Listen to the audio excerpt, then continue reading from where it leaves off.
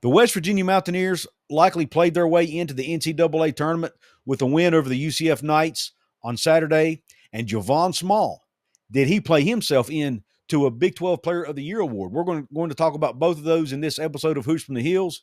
Thank you for tuning in. I'm your host, Couz. Before we move on with the show, I want to give a quick shout out to my new channel sponsor here, Appalachia Digital. If you are a small business and you're looking to get your business found on Google, or you want to build a brand new website, look no further than our good friends over at Appalachia Digital. They will take care of you. Go to appalachiadigital.com/Couz to let them know that I sent you, and they will take care of your needs. Now, let's get on with the content. West Virginia defeats UCF. They are up big, as much as 27 points in the first half. They allow UCF to come back in the second half. I think UCF cut the lead to as little as 3 at one point. But West Virginia, thanks to a couple big shots down the stretch by Amani Hansberry and Jonathan Powell, and, of course, Javon Small doing his thing, they're able to hold off the comeback attempt from the Knights and win 72-65 in Morgantown in the final game of the regular season for 24-25. Coach Darren DeVries and this team definitely overachieved when you consider the adversity they had to deal with. If you had told me before the season started that they will play about 3/4 of this season without Tucker DeVries, Jaden Stone, who was arguably going to be one of the top scorers on the team, would not play a game because of injury and other issues he's dealing with personally. With this all brand new roster, brand new coaching staff, none of the players, only one player returning, or two players returning from last year's team, and only one of those who played any minutes at all, and I think he only played a couple minutes all the whole season, that being Aiden Tagaloa Nelson, the walk-on, the football player and basketball walk-on. If you had told me all that was going to happen before the season, no way would I have thought this team wins 19 games. Heck, I only predicted them to win 15 when I knew Tucker was going to be, when I thought Tucker was going to be healthy all season. I just thought that the roster rebuild, the overhaul was going to be too much for Darren DeVries to come out here and make an NCAA tournament appearance. And by gosh, he proved me wrong, and I'm taking the big L.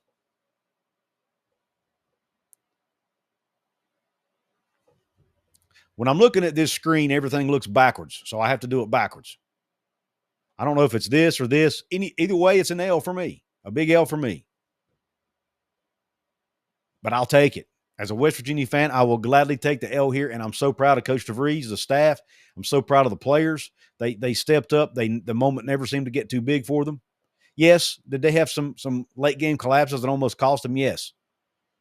Did they lose some games they shouldn't have lost? Yes, but they also won a lot of games they shouldn't have won. They go to Allen Fieldhouse and get a win. They beat Arizona and Gonzaga both in overtime in the Bahamas. They defeat Iowa State. They defeat a good, at the time, who was a good Georgetown team. They played good basketball for most of the season, despite the adversity they had to deal with. Javon Small, second in the Big 12 in minutes played, over 36 minutes a game. Jonathan Powell, I think he was top 15 or top 20 in minutes played in the Big 12. They had a 7 to 8 man rotation for most of the season. Heck, Amani Hansberry even missed a couple games with injury. They still found a way to win. They finished the season 19-12, 10-10 in the Big 12. They won 9 games total all of last season. They win 10 games in the conference this season. The most games they've won in Big 12 play in a while. The most road games they've won in Big 12 play in the last 2 or 3 seasons combined. That included a couple seasons under Bob Huggins, by the way, who everybody thought they should have brought back to be coach. I think most fans can now happily say we're in good hands with Darren DeVries. And though we all love Huggy Bear, and we love what he did for the program, we love what he did for the state, I think moving on from him has now proven to be the right move long term. And Coach Darren DeVries has this team and this program rolling. The future looks bright. Now, they still have work to do. They have a Big 12 tournament to play. They have an NCAA tournament to play. So they have some goals ahead of them. What can they make a run in the Big 12 tournament? Can they shock some people? Can they knock off their opponent in the second round? Can they go into the quarterfinals and knock off the number one Houston team, who they likely will have to play. Can they pull more upsets? I wouldn't put it past this team. I think they're capable of just about anything. Now, full disclosure, I did not watch the UCF game. At least I wasn't locked in. I did have the game on, and I was watching it, but I was also doing something else, a family-related deal. So I wasn't able to totally lock in, so I can't sit here and give you a full breakdown of the game. But what I can do is tell you that Javon Small ended the game with 25 points. He did 19 of those coming in the first half. He was absolutely dominant in the first half, and once again was the best player on the court, which, by the way, we're going to talk in a minute. Does he deserve Big 12 Player of the Year award? I'm going to give you my top 5 Big 12 Players of the Year, okay? We're going to do that here in just a minute. But when you look at West Virginia's stat line here, the box score, Javon had 25 points to go along with 9 assists, almost a double-double. Amani Hansberry did have a double-double, 18 points, 10 rebounds. Amani Hansberry played some huge minutes, made some big plays, some really big offensive boards down the stretch, made a couple big threes down the stretch. You got Jonathan Powell, who went 5 of 8 from three-point range with 15 points, made some massive three-pointers down the stretch. Toby O'Connor made a few plays down the stretch when he with 8 points and 8 rebounds. He nearly had a double-double. Sincere Harris only 2 points, but played some great on-the-ball defense like he always does and ended up with 5 rebounds. And then Joseph Yesufu played 29 minutes off the bench. Only put in 2 points, but played some really quality minutes, had 3 rebounds, an assist, and a steal. And, of course, KJ Tenner and Eduardo Andre also played in the game. So just an overall good team win for West Virginia. Great. They've won 3 of their last 4 games as they get ready to go into to postseason. That is what you want. You want your team to be playing their best basketball this time of the season, and I think this West Virginia team is on the cusp of doing that. With what we were seeing from Amani Hansberry, with if Jonathan Powell's getting a shot back after going through a little bit of a slump earlier in the season, if that's what we're seeing here, with Javon continuing to do his thing, this team is capable of making a run. Now, for UCF, we do have to give a quick shout-out to Darius Johnson for UCF with 27 points, 5 rebounds, 7 steals. 7 steals for Darius Johnson on the game. That is phenomenal. Hats off to that young man. Great player. Unfortunately, UCF's not a very good team, but they do have some really talented players on this team, some individual players. For whatever reason, it just didn't come together as a team. Mustafa Thame, I'm probably pronouncing his name wrong, but he had 13 points and 7 rebounds. They held Keyshawn Hall, who was tied with Javon Small for the leading scorer in the Big 12. They held him to 6 points on 1 of 10 shooting. Phenomenal defense on Keyshawn Hall in this game. And by the way, Keyshawn Hall was slightly ahead of Javon Small going into this game for the scoring title.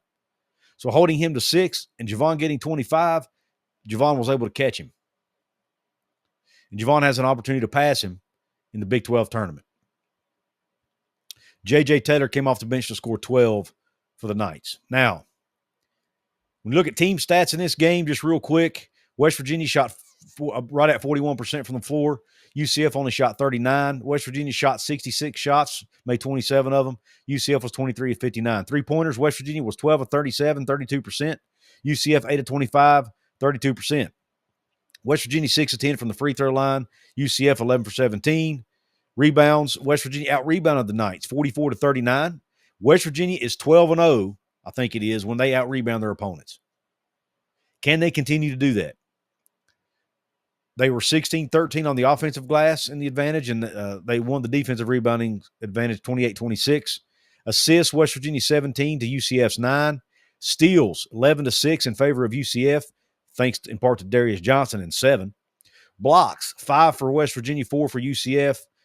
Both teams turned it over a lot. 17 turnovers for UCF, 16 for West Virginia. West Virginia's got to clean that up. That's not typical for them, though. So maybe a tip of the cap maybe to UCF for forcing some of those turnovers. And I think some of that, too. West Virginia had such a big lead in the first half. Maybe they got a little bit lackadaisical defensively in the second half and weren't locked in like they should have been. And they probably did the same thing on offense, which may have caused some of those turnovers. Fast break points, UCF won that battle 10-2. Points in the paint, West Virginia ties at 28-28. Fouls, West Virginia commits 3 more fouls, 17-14. And then West Virginia led by as many as 27 at one point in the game. UCF never led the entire way. So there are your stats. That's your stats rundown for the game. Next, we're going to talk about the Big 12 race, the Big 12 Player of the Year race. Now, can Javon Small, who's leading the league or tied for the league lead in points, does he have a chance to win the Big 12 Player of the Year award? I think he's definitely in the conversation. I think folks all around the conference and all around the country have taken notice to what Javon Small's done, how he's carried this West Virginia team on his back. And I do think he has a legit chance to win Big 12 Player of the Year. Now, do I think he will? I don't. Only simply because I think they typically give the award to a team who's near the top of the standings, whose team is near the top of the standings. I feel like they'll give it to somebody. Maybe they'll give it to Hunter Dickinson, even though Kansas is only 7th, but it is Kansas, and I think maybe there's a little bit of favoritism there. And Hunter Dickinson's a good player too. Can't take anything away from that. Maybe give it to somebody like J.T. Toppin. Does somebody from Houston, who's the number 1 seed in the tournament, does somebody from Houston get it? We'll see. But at the end of the day, even though I think Javon Small definitely deserves to be in the conversation, at the end of the day, I don't think he ends up getting the award. But do I think he deserves the award? We're going to find out, because I'm going to give you my top 5 players in the Big 12 ranked 5 through 4. And we're going to do that right now. So let's go ahead and bring up the number 5. Maybe surprise some people. Norshad Omier from Baylor. I like Norshad Omier's game. He's always played very well against the Mountaineers. He leads the entire Big 12 in rebounding, averaging 10.7 a game. And he's averaging 15.6 points a game, which is 9th in the league. So he's averaging a double-double on the season. He's also 2nd in the Big 12 in field goal percentage at 56.8%. Baylor finished the season with an 18-13 record, 10-10 record in the Big 12. They are the number 7 seed in the Big 12 tournament. Not super high, but I do like Norshad Omier's game. And I thought, averaging a double-double, he deserves to be on this list, in my opinion. Now, again, you guys may disagree with my list. Let me know your list in the comment section. Who do you think deserves to be Big 12 Player of the Year? And where do you think, if you think as I go through this list, wherever you think I go wrong, let me know in the comments. And maybe even give me your list in the comments. I'd love to hear it. All right, number 4. This may be a surprise name again. I think it should go to Darius Johnson from UCF. Now, a lot of people are going to say, Couz, what about Keyshawn Hall? You said he was tied for Javon Small with first place in the Big 12 in scoring, and he is. And he's a good player, don't get me wrong. He's averaging 18.5 points a game. He's top 10 in a couple other categories, including rebounding. But when you look at Darius Johnson, I feel like he's a better overall player. I mean, Darius Johnson is 6th in scoring, 1st in steals. He leads the entire Big 12 in steals. Like I said, he's 6th in scoring, 9th in field goal percentage, and 10th in assists, averaging 4.2 assists a game. So I think would Keyshawn Hall be scoring as many points as he is without having Darius Johnson distributing him the basketball and having all those assists? I mean, maybe it's tit for tat here, but I'm giving the nod to Darius Johnson. And when you look statistically, I think he deserves to be on this list. Darius Johnson is a heck of a basketball player. Heck of a player. Why do I not put him higher on the list? Well, he's got the help of Keyshawn Hall. And to me, that goes a little bit, maybe slightly edges him down the list a little bit. And we'll talk about why later. But for now, I got UCF's Darius Johnson at number 4 because of his defensive prowess and being number 1 in steals, along with him being 6th in scoring and 9th in field goal percentage. Now let's go ahead and go to number 3. This is where I have Kansas's Hunter Dickinson. Hunter Dickinson, he's 2nd in the league in rebounding, averaging 9.9 a game, so basically 10. He's basically averaging a double-double, right? Because he's also 4th in scoring at 17.4 points a game. He's 53.8% field goal percentage, is 4th in the league. He's 8th in blocks with 1.3 a game, and he's shooting 75% from the free throw line, which is not bad for a 7-footer. That puts him top 20 in the conference. So I've got Hunter Dickinson sitting here at number 3 as my number 3 player of the year. So Dickinson's a great player, but he's also, I don't think he's the top 2. I think there are 2 players in this conference who were statistically and for other reasons deserve to be higher than him, and we're going to get to that first one right now. And that is Texas Tech's JT Toppin. Now, I think the Big 12 voters, media, will likely put JT Toppin as a player of the year in the conference. He is third in the league in scoring, third in rebounding, third in field goal percentage, and 11th in block shots. He's averaging 18.1 points a game, just a few tenths of a point behind Javon Small and Keyshawn Hall. He's averaging 9.3 rebounds, so just basically almost a double-double. He's shooting 55.8% from the floor, and he's averaging 1.2 blocks a game.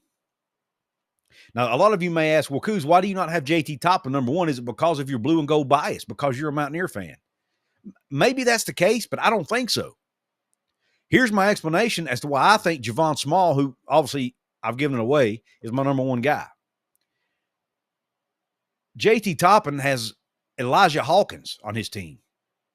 He has Darian Williams on his team. He has Chance McMillan on it. He has 3 other players on his team that are top 10 or 15 in multiple categories as well in the Big 12. This Texas Tech team is absolutely stacked with talent. So he has a ton of help. He's a great player, don't get me wrong, but he has a ton of help surrounding him. That's why Texas Tech is right now the number 2 seed in the conference and sit here at 24-7 on the season, 15-5 in the league.